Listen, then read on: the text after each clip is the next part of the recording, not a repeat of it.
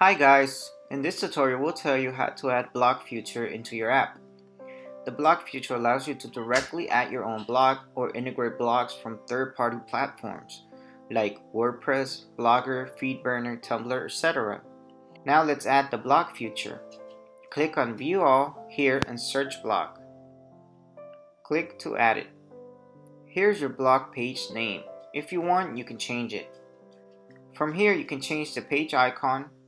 If you want, you can select a solid, outline icon or image from our library or upload your own custom icon image from this section.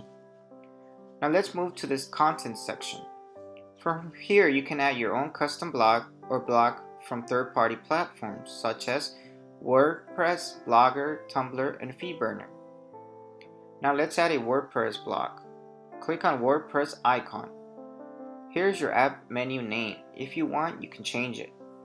This is your app menu icon image. From here you can change it. You can either select an icon from our library or upload your own custom icon image. Now enter the WordPress block URL here. Click on preview to check its functionality and the simulation window. From here you can delete the block. Click on add more button to add multiple blocks into your app. Now let's add a block from Blogger. Click on Blogger icon to add it. Here's your app menu name. If you want, you can change it. This is your app menu icon image. From here you can change it.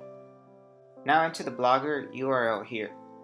Click on preview to check its functionality on the simulation window. Click on add more button to add multiple blocks from Blogger. From here you can delete the block. In a similar way you can add blocks from FeedBurner and Tumblr. So far you have added blocks from third-party platforms. Now let's add a custom block. Click on the icon to add it. Enter your custom block name. Here's the app menu icon image. If you want, you can either select an icon from our library or upload your own custom icon image. From here you can delete your custom block. Now let's add a block. Click on add block button. Click on add block post. A pop-up window, add block post, will appear. Now enter heading of your blog post. Now enter place. Now select block publishing date and time. Now enter the full story in this section. From here you can change the status of your blog, that is active or inactive. If you want, you can make the blog post private by enabling the lock here.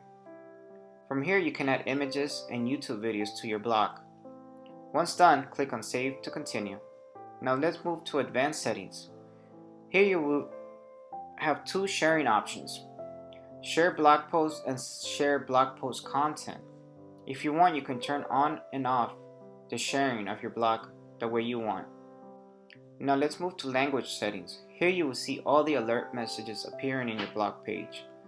If you want, you can change them or leave it as it is. Next comes page style and color scheme. From here you can change the page background as per your liking. If you want, you can select a solid color or image from our library or upload your own custom background image. In custom background image, you have the option to use same image for both portrait and landscape mode.